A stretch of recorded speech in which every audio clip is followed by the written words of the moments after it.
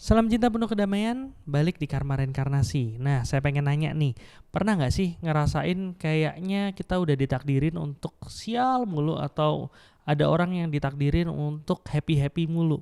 Kita udah mikir nih, kok kayaknya hidupnya dia enak banget ya gitu. Tapi kita udah berusaha untuk ngubah hidup kita, tapi ya kayaknya nggak ada perubahan. Kita akan bahas di Karma dan Reinkarnasi. Selamat datang di podcast Karma dan Reinkarnasi. Di podcast ini, Bunda Arsaningsih dan saya, Rasto Mahotama, akan membahas hubungan karma, reinkarnasi, dan kehidupan sehari-hari. Karena semua terjawab dengan karma dan reinkarnasi.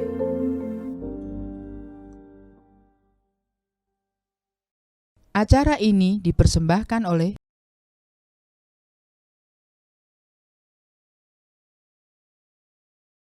Sebelum mulai pembahasan ya bareng Bunda Arsaningsih, saya ingin ngucapin terima kasih banyak kepada seluruh donatur Yayasan Cahaya Cinta Kasih. Karena tanpa donasinya kita nggak akan bisa ngobrol-ngobrol kayak gini. Dan sekarang tentu udah ada Bunda Arsaningsih nih di depan saya. Dan Bunda Arsaningsih ahlinya karma reinkarnasi gitu ya Bunda ya? ahlinya. Oh iya? Enggak lah, enggak ahli. Terus? Ya paham dengan konsep karma dan reinkarnasi. Paham konsep karma dan reinkarnasi. Nah, ini karma dan reinkarnasi kan kesannya sesuatu yang jauh banget. Nah, saya pengen bawa ini ke satu hal yang memang benar-benar dialamin gitu. Karena sering banget nih lagi scrolling medsos terus dapat kok gue iri ya sama orang yang hidup di keluarga lahir di keluarga kaya raya gitu. Ya karena kok kesannya kayak mereka udah ditakdirin kaya raya, padahal yang orang ini ngerasa ya gue udah usaha maksimal tetap aja kayak gini-gini aja hidupnya. Atau enaknya dia lahir dengan tampang yang rupawan, sedangkan yang lain ya tidak seperti itu. Kesannya kayak tidak ada keadilan di proses takdir itu. Dan kesannya juga ya kalau memang udah dari awal seperti itu, mau usaha kayak gimana ya gitu-gitu aja gitu. Itu kan kejadian real dan banyak yang mengalami hal seperti itu. Apakah hal itu bisa dijawab atau dibahas dari sudut pandang karma dan reinkarnasi, Bunda? Ya, saya rasa masalah takdir tadi memang sangat tepat apabila dibahas dalam proses karma dan reinkarnasi. Karena kalau hanya dibahas dengan proses yang terjadi saat ini, istilahnya kelahiran saat ini, banyak orang yang merasa itu tidak adil. Ya, pertama kok dia baik, saya jelek ya. Kejadian-kejadian yang dialami pun demikian. Jadi itu menimbulkan rasa iri, rasa benci, kemudian belum lagi ada yang saling menindas hanya untuk memuaskan nafsu mereka mendapatkan sesuatu yang lebih baik daripada apa yang menjadi takdirnya. Nah, proses karma dan reinkarnasi ini akan menjawab pertanyaan atau berhubungan dengan tadi yang kita tadi yang Dr. Rasto bilang, ada yang merasa hidup ini oke, baik terus ya, dapat rezeki, dapat apa gampang, ada yang susah banget, menderita, yang seringkali membuat pertikaian, membuat kondisi yang tidak nyaman. Karena dirasa tidak adil. Dan orang mencari keadilan. Ya. Tapi kalau kita lihat dari sudut karma dan reinkarnasi, itu adil banget gitu. Kok bisa? Ya iyalah, karena apa yang dialami, yang diterima oleh seseorang saat ini sebagai takdirnya yang tidak bisa dirubah, ya tidak bisa dirubah karena jatahnya orang masing-masing. Itu adalah bagian dari apa yang dia tanam pada past life, kehidupan yang dulu, dan saat ini berbuah dan harus diterima. Tidak bisa digantikan oleh orang lain. Ya, kalau kita hanya melihat sudut pandang takdir pada kehidupan saat ini, itu menjadi sesuatu yang berat. Karena harus siap menerima, tidak bisa dirubah. Dan yaitu tadi menimbulkan kecemburuan sosial. kalau saya bilang seperti itu. Nggak adil nih Tuhan, nggak adil gitu. Oleh karena itu untuk memahaminya perlu kita memperluas realita kita, memahami konsep energi, memahami konsep jiwa, memahami proses karma dan reinkarnasi, bagaimana sih proses takdir itu terbentuk. Nah, rasanya itu sudah saya bahas, kita udah bahas banyak ya Dr. Hasto di karma, reinkarnasi, misteri semesta, tanya bunda atau apapun yang ada dibagikan di YouTube. Nah, beberapa juga mengatakan akhirnya saya mendapat jawaban dari proses takdir itu sendiri. Ya, bahwa sebenarnya itu bagian dari yang kita bawa dari past life yang dalam kehidupan saat ini harus kita terima. Ya, tidak bisa kita hindari. Nah, kalau mau komplain ya komplainlah pada diri kita dulu, kenapa kita menanam hal buruk ke diri kita ya? Iyalah. Soalnya kan sekarang kebanyakan komplainnya tuh ya nggak ke diri ya, maksudnya kayak ke Tuhan ya. Entah komplain ke Tuhan atau bisa aja komplain ke orang tua. Kenapa sih orang tua kok menyalahkan kayak gini? orang tua, menyalahkan lingkungan, menyalahkan siapapun ya, menunjuk keluar. Padahal kalau kita pahami konsep karma dan reinkarnasi, apa yang menjadi takdir kita ya sebenarnya kita yang menciptakan. Dari tabur tuai tadi, hukum alam ini kita yang menanam dulu, maka kita yang menuai. Nah, sayang sekali dengan proses kematian ini kita tidak mengingat memori kehidupan yang dulu, tapi kita membawa semua rekaman jiwa yang terbentuk di past life. Jadi datanya itu ada. Datanya ada dalam rekaman jiwa. Tapi kita yang nggak ngeh. Kita yang nggak ngeh.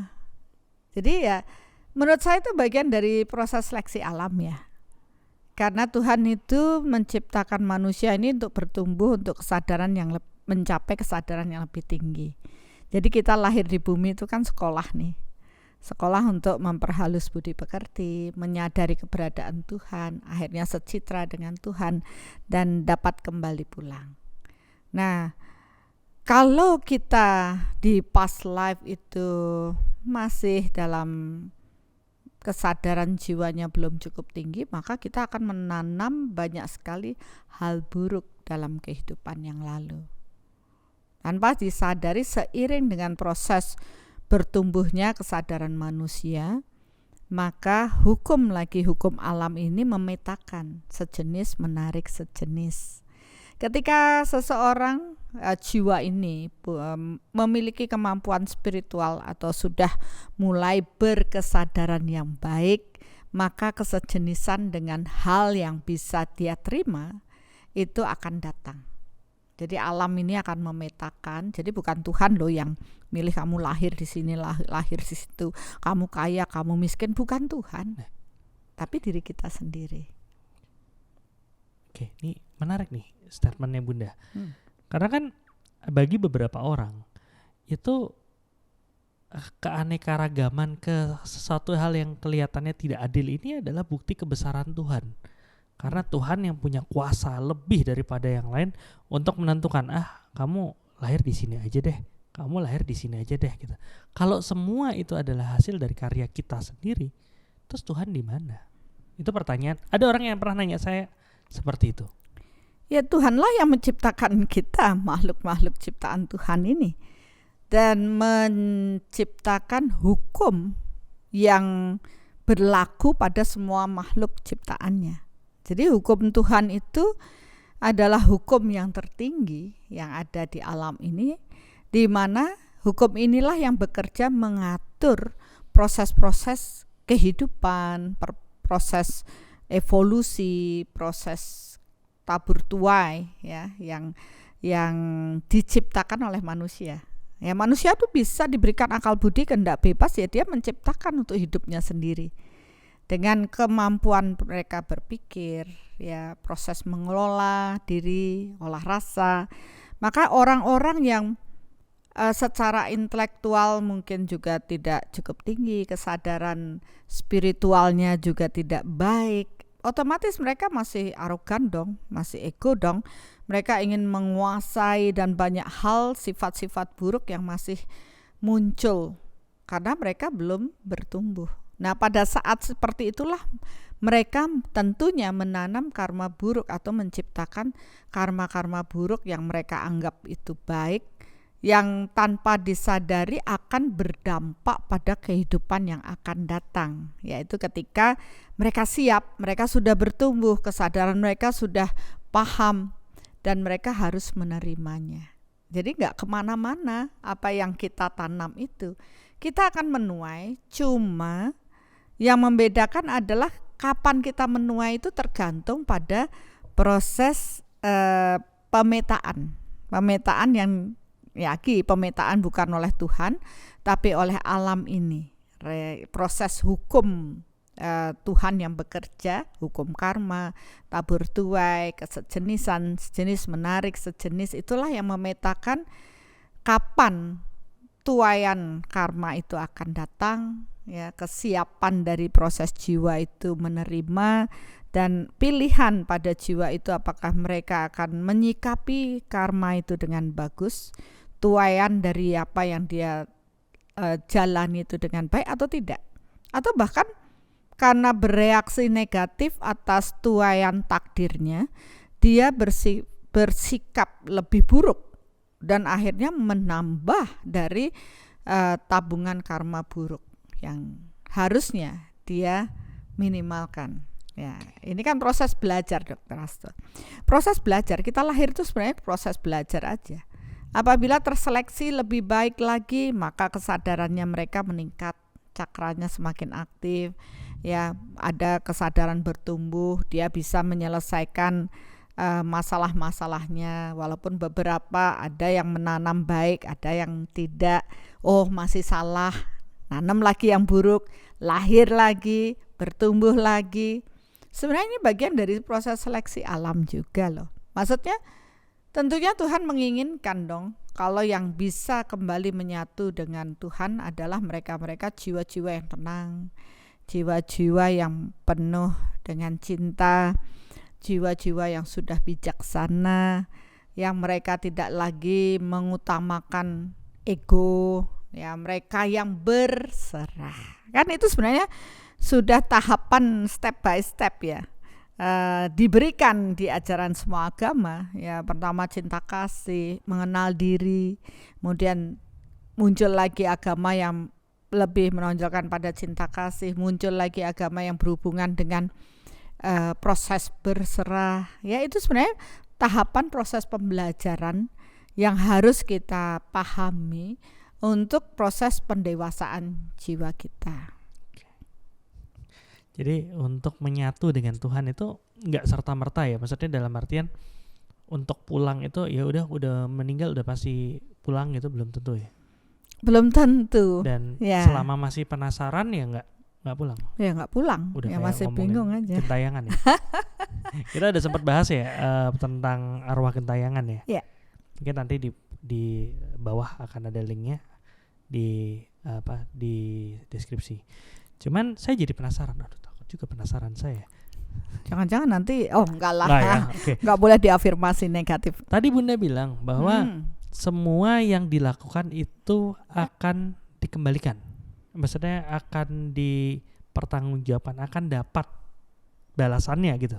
Iya. Benar. Iya, dan itu kan juga sama dengan beberapa yang meyakini, ada yang bilang tabur tuai, wah tabur tuai itu hanya agama tertentu, padahal itu hukum yang diciptakan Tuhan. Oke, diganti. Oke, sebab akibat. Ya sama aja toh. Tabur itu ya merupakan suatu sebab, akibatnya adalah sesuatu yang harus dia tuai. Ya, sama aja sebenarnya. Ganti label. Ganti label aja. Kan bahasa beda-beda, bahasa Indonesia begini, bahasa Inggris udah beda lagi, kan? Nah, yang bikin saya penasaran gitu kan, kebanyakan orang tuh kan bilang gini, itu loh orang si A nih, dia korupsi, dia melakukan kejahatan, tapi buktinya sampai sekarang itu kelihatannya baik-baik saja, dan itu membuat orang jadi merasa nggak adil dong. Percuma kita bertingkah laku baik, akhirnya kayak gini, udah ngelakuin proses-proses yang baik gitu, tapi ya tetap aja hidupnya gitu-gitu aja. Sedangkan di sisi lain ada mereka-mereka yang jelas-jelas kelihatan melakukan hal buruk, tapi hidupnya tetap nyaman. Di mana keadilannya? Ya itu dah tingkat kebenaran pemahaman akan kebenaran itu kan bertingkat ya. Dan di sini pun kalau saya mendengarkan celoteh banyak orang, saya bisa mengukur kok, oh mereka belum paham. Jadi mereka masih menyalahkan keluar lah. Saya loh sudah berbuat baik, tapi saya dapat hal buruk terus. Nah mereka masih melakukan pembenaran atas dirinya, jadi tidak menerima bahwa mendapat hal buruk. Saya pinginnya dapat baik, berarti ada tuntutan bahwa saya harus dapat baik, tapi dia lupa bahwa dia tidak pernah menanam baik ya. Nah kalau saya sudah ketemu dengan mereka-mereka yang begitu ya, saya bilang oh ya pelajarannya belum cangkep, pelajarannya belum lengkap nih, berarti mereka masih akan berkutat di situ. Dan dulu saya berupaya untuk ngajakin mereka paham dengan proses ini. Tapi ya kembali lagi, semua itu berhubungan dengan proses tabur tuai. Saat ini mungkin dia belum siap menerima hasil tuaian, dia komplain. Ya, walaupun kita sudah memberikan pengetahuan yang bisa membuat dia tersadarkan, ternyata kalau diamati, kalau saya lihat dia masih banyak menanam yang buruk, ya dia masih tetap belum mempunyai kesadaran yang cukup untuk bisa menerima proses hidup ini. Masih komplain terus karena kesadarannya belum di sana. Ya, jadi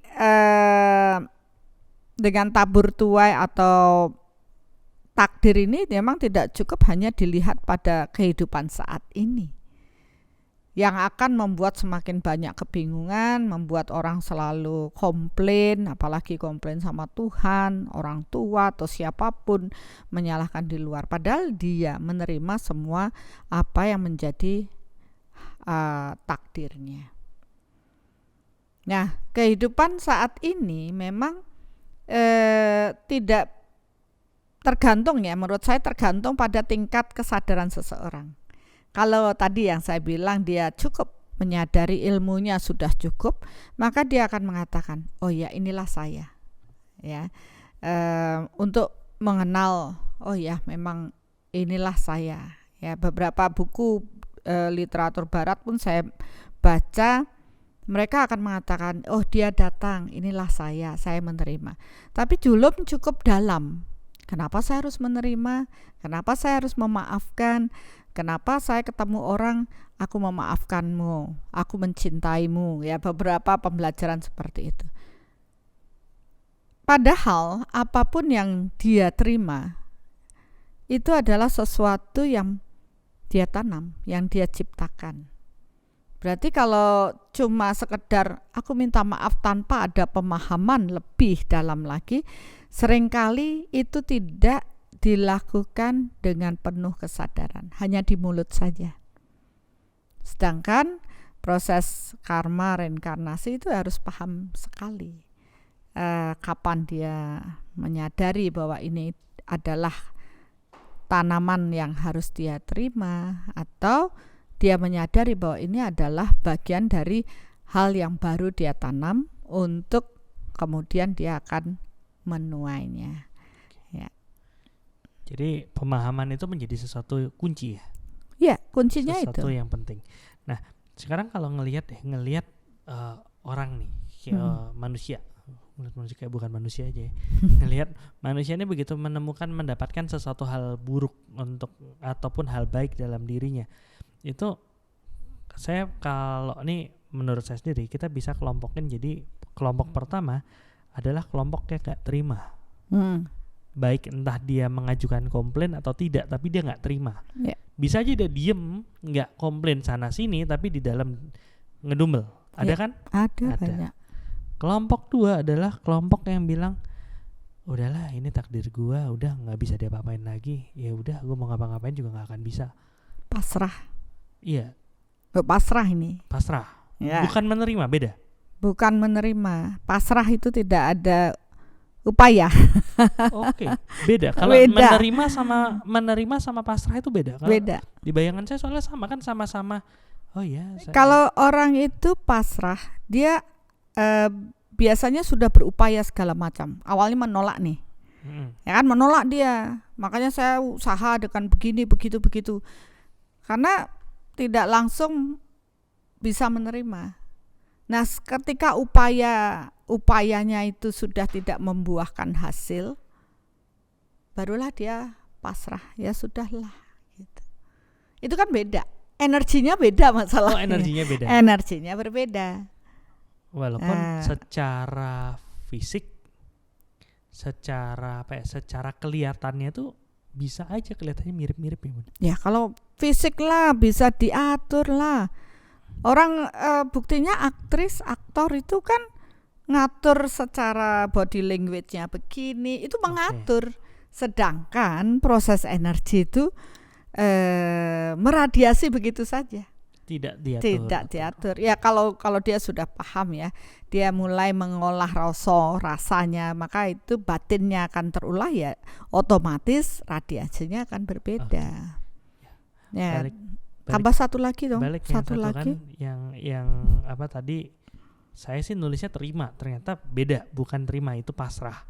Ya. Terus orang yang mau mengubah, gue nggak mau nih kayak gini nih, ini emang semua orang tuh berhak, anggaplah kita ngomongin kaya ya, contoh ya, walaupun kan aspek di manusia tuh banyak ya, tapi salah satu misalnya ya nggak bisa kayak gitu dah, orang itu terlahir kaya, tapi saya nih misalnya si ini bilang saya terlahir nggak kaya nih, saya akan berusaha, pokoknya harus bisa, terus dia berusaha mati-matian, segala cara dia lakuin, tapi ada yang berhasil mengubah jadi lebih kaya. Ada juga yang ya akhirnya balik ke pasrah. Seakan-akan ya memang sudah ada kutukan gitu ke dia bahwa ya emang lu udah dapat stempel miskin aja dah. Miskin gitu. Ya nggak bisa dirubah kan gitu. Itu kan contoh ya. Maksudnya kayak ya udah lu emang udah lahirnya miskin, udah nggak ada harapan gitu. Itu.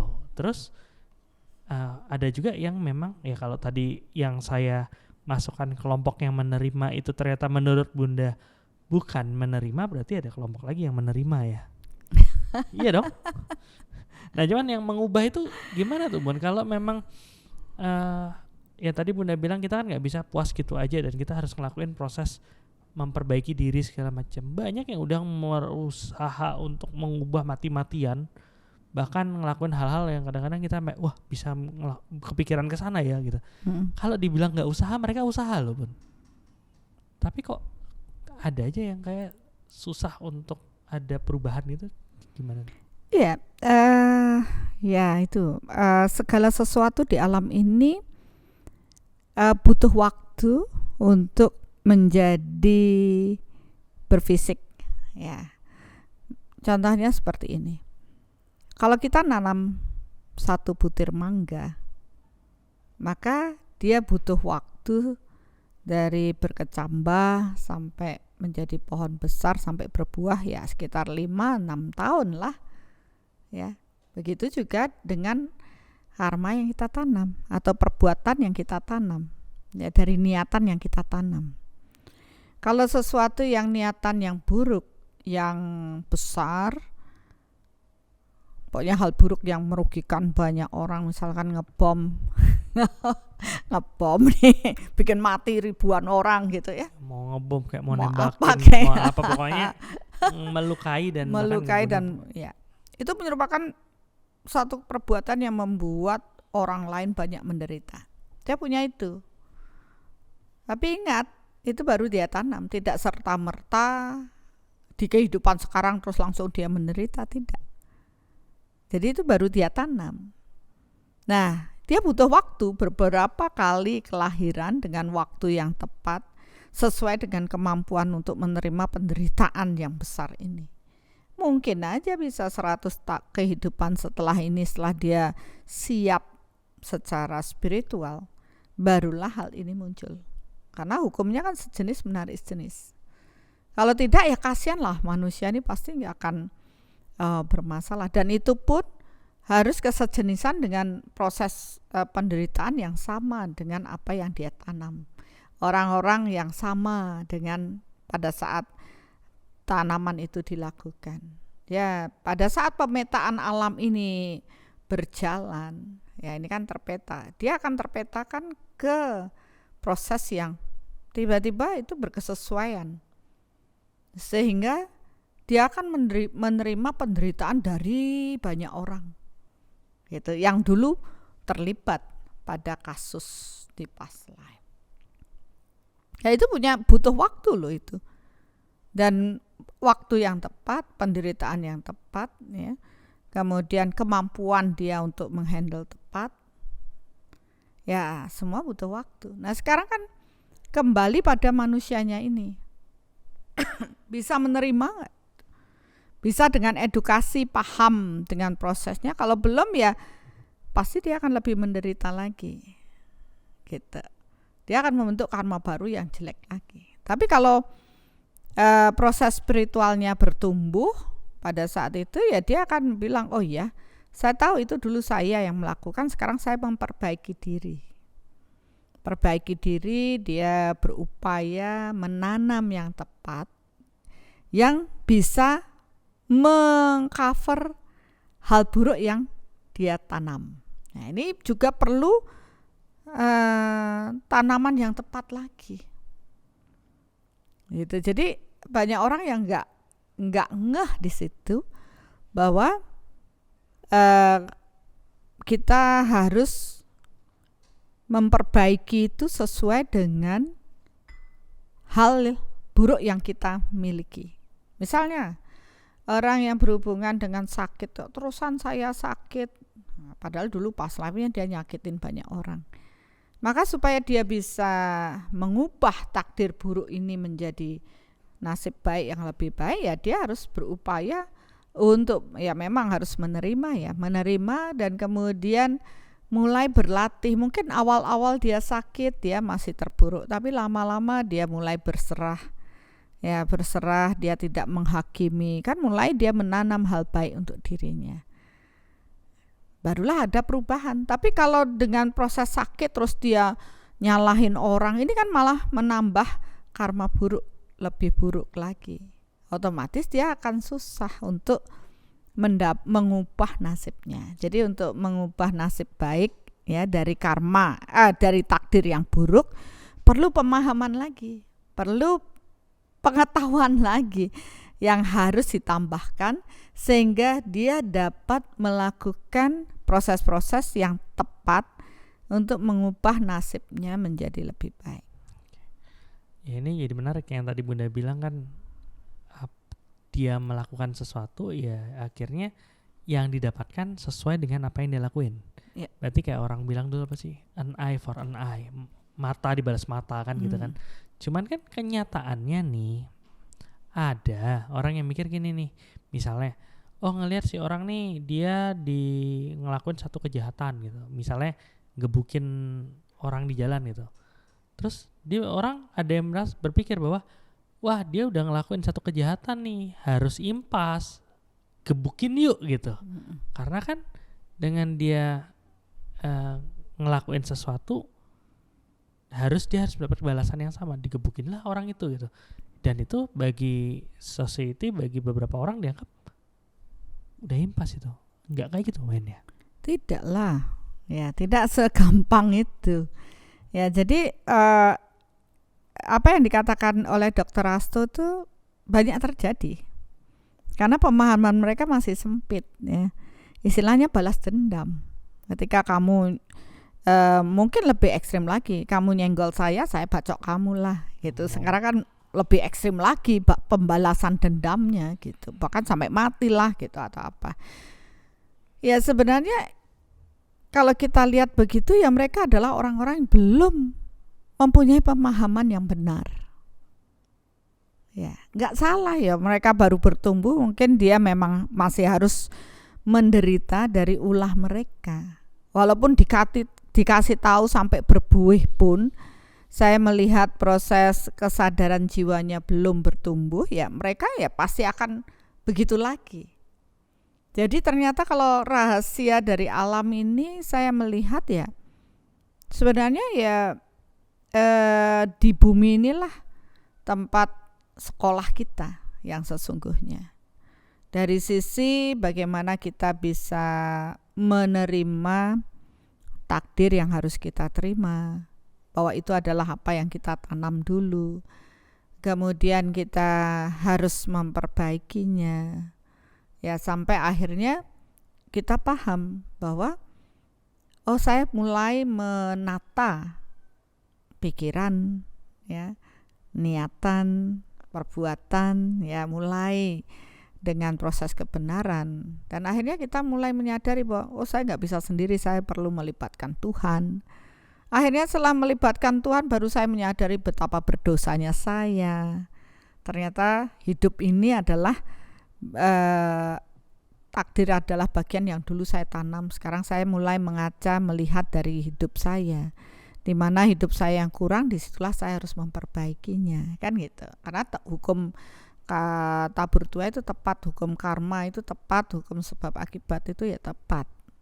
Berarti kalau itu yang menjadi permasalahan hidup, disitulah kita belum bagus menyikapinya. Ya sampai akhirnya ketika kita bisa baik semuanya, kita tidak lagi di sisi Tuhan, tapi kita kembali menyatu dengan kekuatan Tuhan. Iya, berarti kalau yang tadi dibilang ngelihat nih, wah dia banyak mencuri duit rakyat, misalnya seperti itu. Robin Hood nih, Robin Hood. Menurut beberapa kalangan itu hebat ya. Kita colong gitu kan, kita ambil uangnya terus kita bagi-bagiin. Itu sebenarnya yang bagi-bagiin karma buruk juga ya. Iyalah, kita makan ya, katakanlah kalau kita dengar sekarang di balik uangnya itu niatannya apa dulu, ya. Kalau yang kita bagikan adalah uang dari hasil buruk, maka orang yang menikmati pun mempunyai dampak karma buruk sebenarnya. Jadi kenapa harus ada istilahnya pendapatan yang halal, ya, untuk yang baik dari sumber yang baik, ya, itu karena memang tidak semua yang pendapatan yang kita dapat itu dari hal yang baik, ya, dimana kita makan dari hasil yang tidak baik ini pun berdampak pada diri kita. Cuman kayak itu nanti secara energi. Bahasannya nggak di sini ya. Kan kita ngomongin takdirnya dulu gitu. Ya, nanti kalau mau dibahas sih semua punya bahasan masing-masing. Iya, pelajaran hidup tuh enggak selesai-selesai kalau mau digali loh. Selama masih hidup. Ya, selama masih hidup. Kalau sudah mati enggak bisa dong. Tapi tetap aja ya, mati lahir lagi ya. Ya, kalau lahir lagi ya nol lagi lah. Yakin nol. Maksudnya nol dari anak-anak, dari enggak ingat lagi, itu butuh proses panjang. Makanya kalau bisa, mumpung kita hidup saat ini, perbanyaklah ya belajar mengenai proses kehidupan. Saat ini banyak orang hanya belajar akademis ya, katakanlah, untuk mengisi lebih banyak. Padahal pelajaran hidup itu melepas lebih banyak. Ini bertentangan sekali dengan pembelajaran akademis ya. Bertentangan. Iya. Ya, maksudnya prosesnya berbeda. Gitu ya, prosesnya berbeda. Di sana mengisi sebanyak-banyaknya, di sini melepas. Nah, tapi kalau kita mau selaras, dasar spiritual digunakan, otomatis kok dengan kita dasar spiritual dijalankan, kita akan menjalankan dengan dasar kebaikan, kita mendapat rezeki dengan baik, ya, proses spiritual kita juga bertumbuh. Tapi sayang, banyak orang mendapatkan penghasilan dengan ego, ambisi, ngikut teman lah, ya, sama seperti tadi. Jadi koruptor lah, tapi bagi-bagi duit, namanya baik, pencitraan lama-lama. Nah, saat ini tidak dia rasakan. Tapi kalau kita yang mengamati, oh kasihan sekali nanti. Karena hal buruk ini tidak dia nikmati saat ini, tapi akan dia nikmati pada kehidupan yang akan datang. Pasti di kehidupan yang akan datang. Atau bisa aja di kehidupan sekarang juga. Ada beberapa yang kesejenisan mungkin ya. Ada orang bilang, wah baru loh dia berbuat kok sekarang sudah terjadi. Nah, perbuatan kita itu kan mirip-mirip toh. Ada mungkin pengulangan yang kita lakukan, diulang lagi. Kenapa? Karena kita tidak berkesadaran.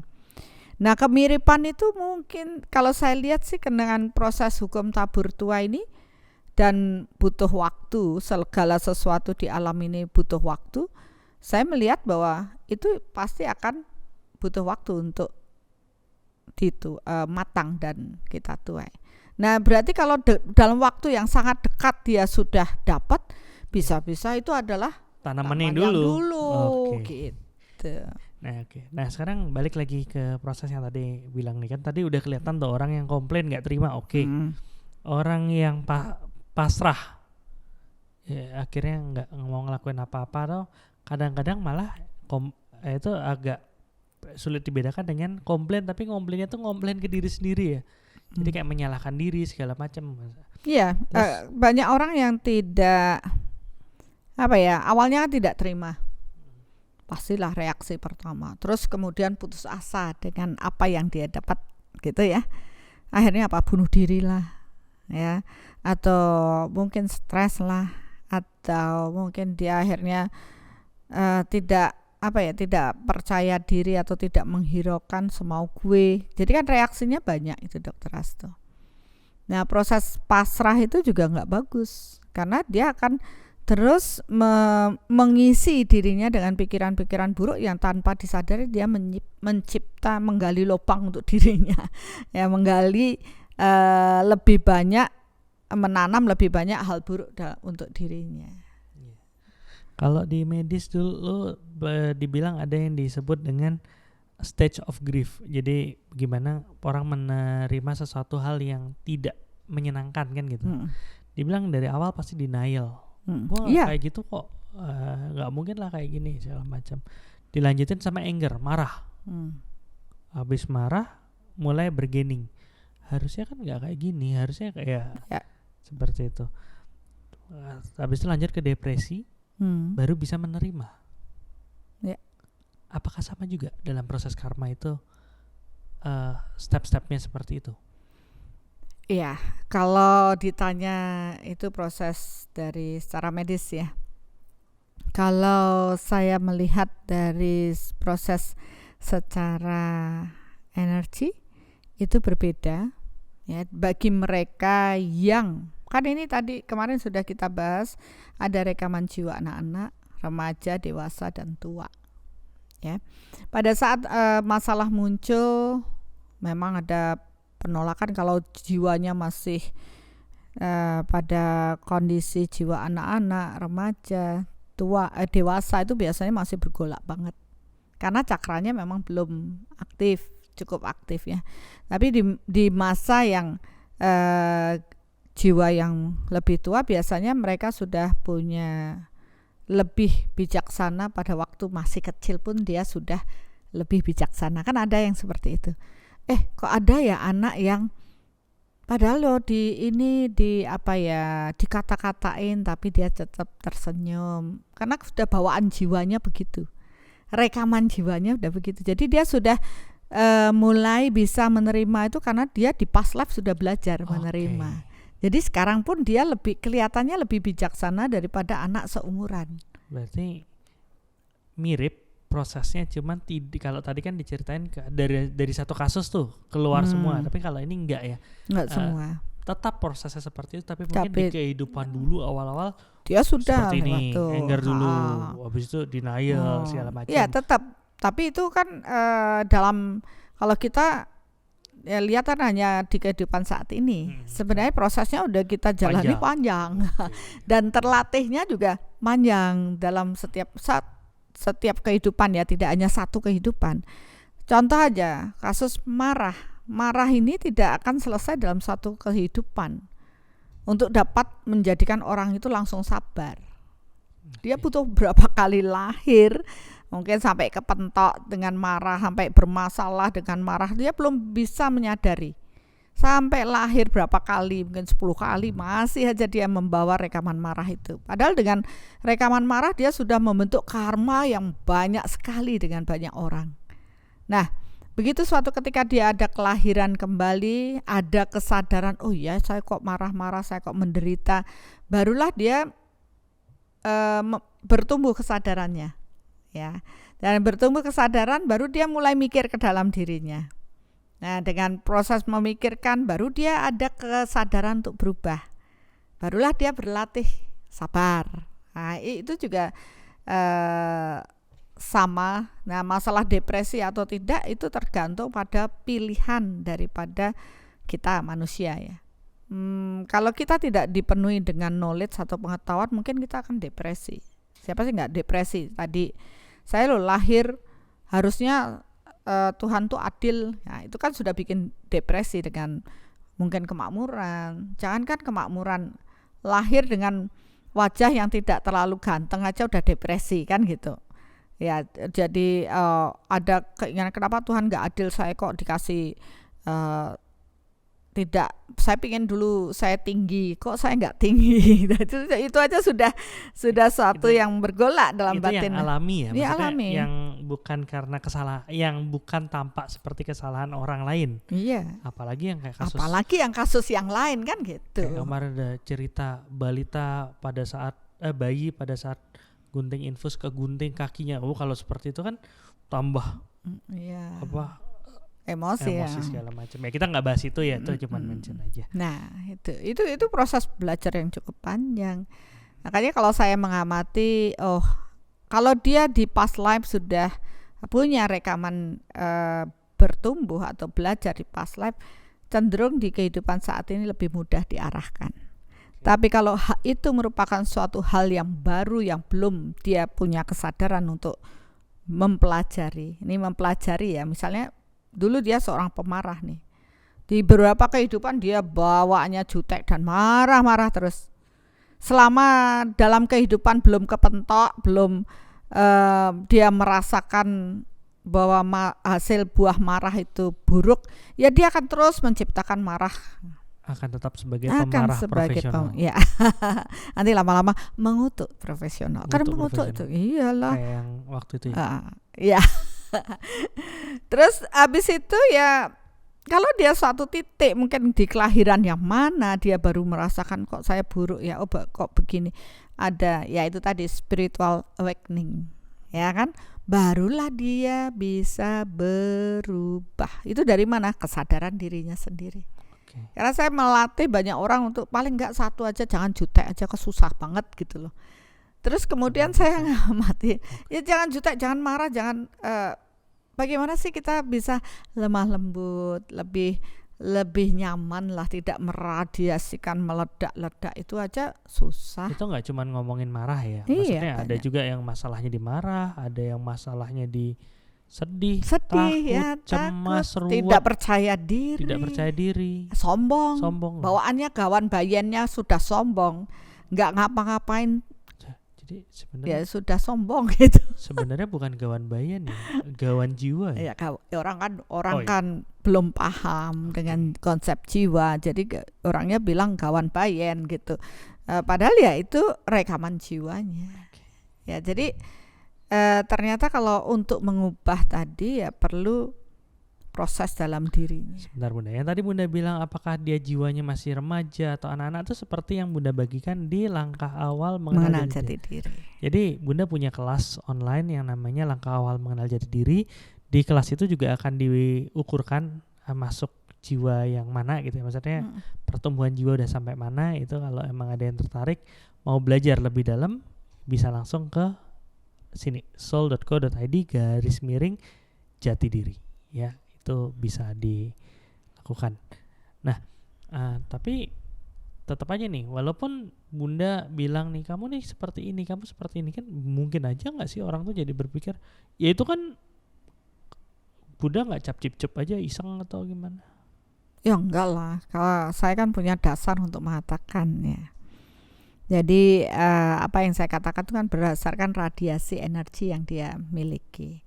Dan kita juga dulu awalnya saya berbagi, yang saya beri nama soul meter itu adalah measurement technique of radiation, mengukur radiasi daripada proses energi. Nah dari situlah kita tahu apa sih yang terradiasi dari seseorang.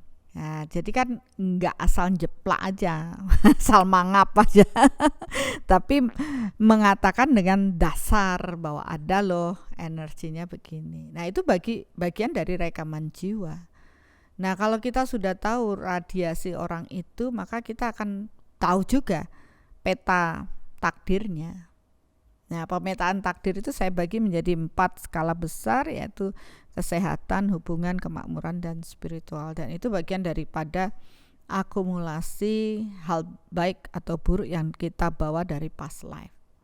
Ya sudah jelas dengan 4 aspek ini, penilaian dari 4 aspek, sebenarnya kita tahu jati diri kita. Oh ini loh takdir saya. Jadi kita tahu mana yang nilainya negatif, ya berarti saya butuh usaha lebih untuk mengubah takdir menjadi nasib baik. Ya, berarti semua itu terukur Dr. Asto, bukan hanya asal saja, bukan ngeramal ya. Beda ya? Saya tidak meramal. Bukan ngebaca-bacain gitu. Bukan. Atau lihat saya nggak dari pakai tarot atau pakai ngeramal, pakai ngebacain atau tanggal kelahiran, enggak. dari Saya bintang gitu enggak. atau bulan, planet. Oke. Enggak. Ya dari objeknya sendiri, rekaman yang Dari dia bawa, orangnya sendiri. dari orangnya Tapi sendiri. harus mau. Iyalah. Ya kalau misalnya nggak mau kan nggak daftar ya. Ya iyalah, Nah. kan itu kan kembali tadi kita bilang semua itu berdasarkan kesadarannya. Kalau dia nggak sadar, nggak mau, biarpun diomelin juga paling ngikut di kelas, tapi habis itu ya hilang gitu. Mungkin bagi mereka ini sesuatu yang agak susah dipahami ya. Mungkin kan karena proses takdir, proses energi itu sesuatu yang dibayangin aja sulit. Ya karena selama ini kan manusia baru berpikir masalah kedagingan yang berfisik ya, yang nampak, yang terlihat. Padahal proses katakanlah yang takdir ini atau sesuatu yang lain itu tidak nampak dengan kasat mata. Ya, Oke. dia tidak tahu yang ke depan itu bagaimana. Dan itu menjadi masalah Ya, itu bagi jadi masalah. banyak orang karena dianggap tidak ada sesuatu yang pasti. Padahal dengan soulmeter itu menjadi sesuatu yang bisa dilogikakan dan bisa didiskusikan. Benar. Ini ada satu tayangan, satu sharing dari teman kita Pak Putu Ebo yang merasakan prosesnya bahwa dia sendiri amazed gitu. Wah ini ternyata bisa ya dipahami secara logika. Kita tonton sama-sama. Nama saya Putu Ebo. Saya adalah seorang seniman seni rupa. Asal saya dari Tabanan.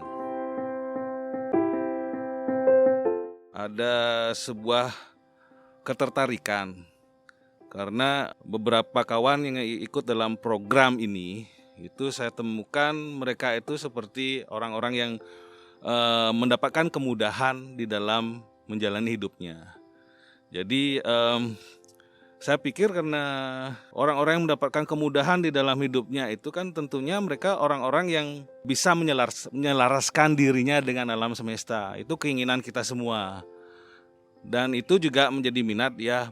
Kalau misalnya saya bisa berada dalam situasi seperti itu, jadi curious kenapa mereka bisa mencapai hal itu, apakah itu mungkin kan itu pertanyaannya. Karena kita tahu sendiri bahwa pemikiran-pemikiran kita terdahulu itu mengatakan bahwa itu sesuatu yang rasanya terlalu ajaib, terlalu luar biasa.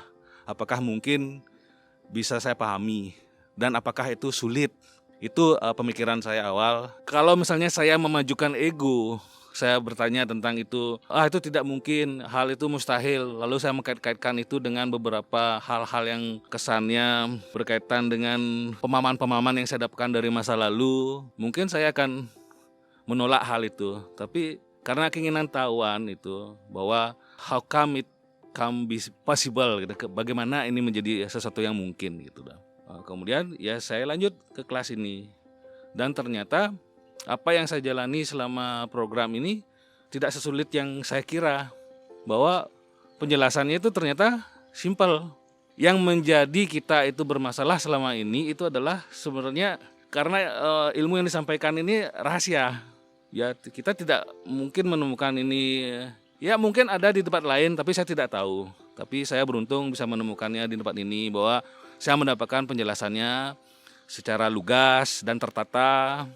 Kemudian saya mendapatkan kesimpulan dan semua ternyata tersusun secara logis. Karena kita tahu sendiri bahwa ada 3 jenis pemikiran dalam sistem berpikir manusia. Ada namanya sistem berpikir logis, ada sistem berpikir spiritual, ada sistem berpikir yang namanya estetika. Dalam sistem berpikir spiritual seringkali terjadi perbedaan pendapat. Karena objeknya itu objek pembahasannya abstrak. Beda dengan pola pikir logika di mana sesuatu itu adalah real, bisa dilihat dengan panca indera. Jadi kita bisa dapatkan kesimpulan yang sama. Kalau saya bisa menyebut ini, oh ini air, orang lain menyebutnya ini air dan wujudnya sama, kita sepakat. Spiritual kan tidak seperti itu. Dan ternyata di sini saya menemukan sesuatu yang luar biasa karena ternyata ilmu spiritual itu bisa disampaikan dengan pola pikir logis. Logis berarti itu bisa diamati, bisa dipikirkan secara ada tatanan berpikirnya bisa kita runut. Sehingga kita menemukan yang namanya kesimpulan yang bisa dipertanggungjawabkan. Yang dirasakan tentu saja penambahan pengetahuan. Yang kedua itu ya pengalaman yang belum nggak bisa diceritakan sebenarnya, pengalaman yang baru. Tentu saja bagian prakteknya. Tapi secara teori juga menarik. Tim pengajar itu memang mereka orang-orang yang memang mumpuni di bidangnya itu. Jadi kemudian jadi ketika dihadapkan dengan praktek nggak jauh-jauh banget. Ketika dikasih penjelasan kita mulai membayangkan nanti akan dapat pengalaman seperti ini. Kemudian dijelaskan seperti itu. Yang surprise itu adalah kita kan bicara tentang energi. Energi ini mungkin di beberapa tempat pengajaran mungkin diajarkan juga. Cuma yang tidak didapatkan itu adalah ternyata energi ini bisa kita ajak komunikasi. Dan itu real. Kalau dibilang itu hanya sebuah angan-angan, itu bukan angan-angan. Tentu saja kalau saya sekarang mendapatkan pengetahuan soul meter ini, saya akan menggunakan sebaik-baiknya untuk hidup saya agar selaras dengan alam semesta. Selaras itu artinya sesuai dengan apa yang menjadi kehendak Tuhan. Jadi kalau dulu kita bergerak dengan angan-angan, ya, dan kita tidak pernah tahu apakah yang kita lakukan ini sudah benar apa salah. Sekarang seakan-akan saya sudah dijamin oleh Tuhan bahwa apa yang kamu lakukan itu selalu ada dalam tuntunan beliau. Jadi ini akan saya gunakan untuk saya sendiri, masyarakat, dan keluarga tentu saja. Buat teman-teman yang penasaran dengan soul meter, yang pertama kalian lakukan itu adalah lepaskan dulu semua beban pikiran karena kecurigaan kita itu akan tidak ada gunanya, tidak ada manfaatnya. Karena sebenarnya kita banyak hal yang tidak kita ketahui di dunia ini. Jadi kalau kita memiliki kecurigaan yang besar, kita akan melewati sebuah ilmu yang paling hebat di dunia. Hebat, luar biasa, dan penuh solusi. Mari bertumbuh bersama Soul is Solution.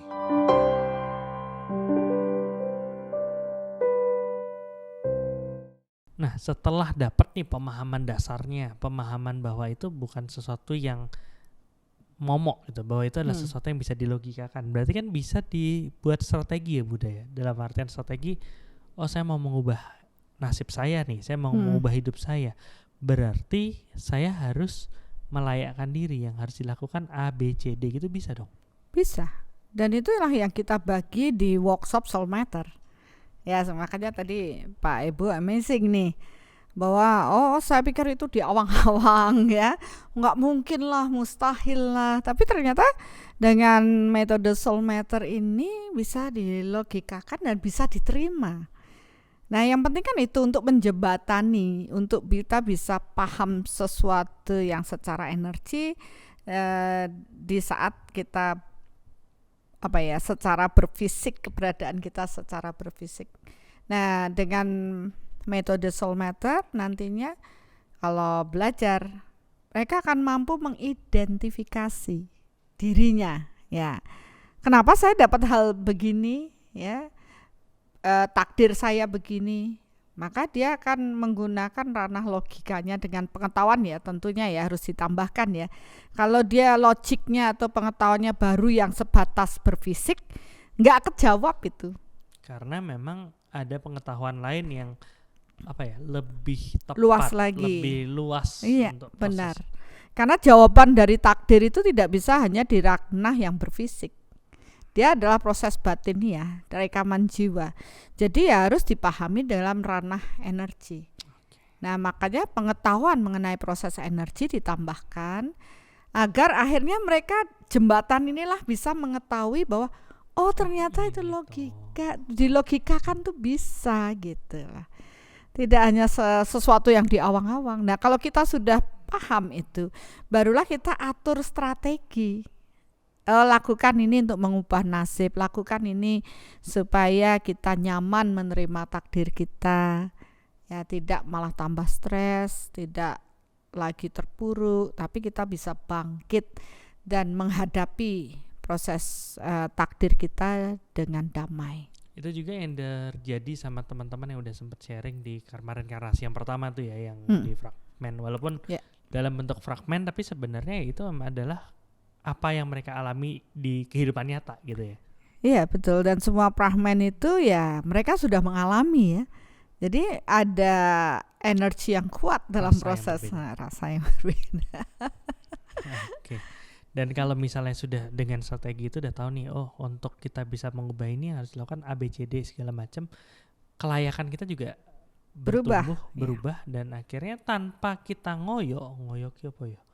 Tanpa kita berupaya lebih, ya tanpa kita ngegaspol, tanpa kita berambisi terlalu besar gitu, ya itu kesampaian aja.